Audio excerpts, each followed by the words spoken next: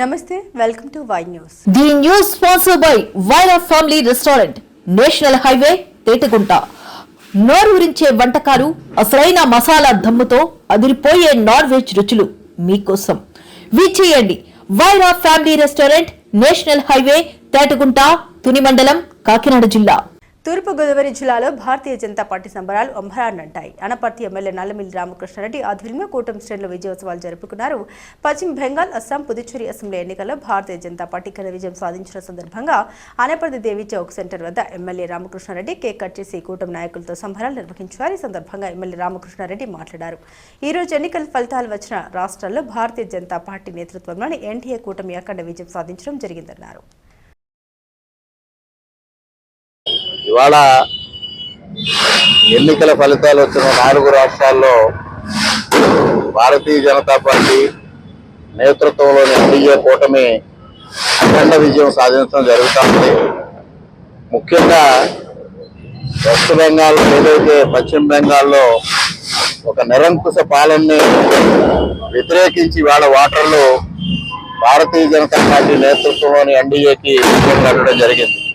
ఇప్పటి వరకు అందుతున్న ఫలితాలను బట్టి దాదాపు 181 స్థానాల్లో భారతీయ జనతా పార్టీ తిరుగులేని ఆధిక్యంతో ఉంటే 104 స్థానాలకు మాత్రమే టీఎంసీ పరిమితమైన పరిస్థితులు చూస్తూ ఉన్నాం.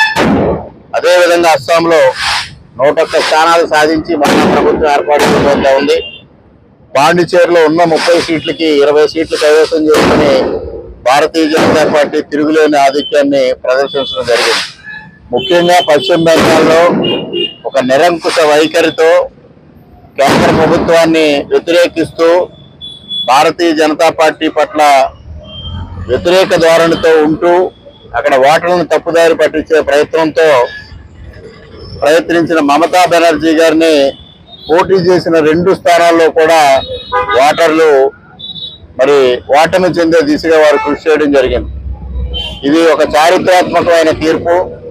ఇవాళ దీని అంతటికీ ఒకటే కారణం, నరేంద్ర మోడీ గారి నేతృత్వంలో భారతీయ జనతా పార్టీ నేతృత్వంలోని ఎన్డీఏ అత్యద్భుతమైన ఫలితాలు సాధిస్తూ పరిపాలనలో ముఖ్యంగా రక్షణ రంగంలో కానీ, ఆర్థిక రంగంలో కానీ, సంక్షేమ రంగంలో కానీ, అభివృద్ధి రంగంలో కానీ అన్ని రకాలుగా ముందుకు తీసుకెళ్తూ ఇవాళ భారతదేశాన్ని ఒక అజేయమైన శక్తిగా రూపొందిస్తున్న నేపథ్యంలో భారతదేశం అంతా ఒకటే నినాదం, ఇవాళ భారతీయ జనతా పార్టీ నాయకత్వాన్ని బలపరచాలి, నరేంద్ర మోడీ గారి నాయకత్వాన్ని బలపరచాలనే లక్ష్యంతో పనిచేయడం జరుగుతూ ఉంది.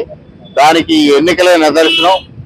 ఈ ఎన్నికల ఫలితాలతో భారతదేశంలో ఒక సుస్థిరంగా ప్రభుత్వం ఉండే విధంగా, సుస్థిరంగా పరిపాలన సాగే విధంగా ఈ తీర్పిచ్చిన ఓటర్లందరికీ మనస్ఫూర్తిగా ఆంధ్రప్రదేశ్ తరఫున, ప్రజల తరఫున కృతజ్ఞతలు తెలియజేసుకుంటూ సెలవు.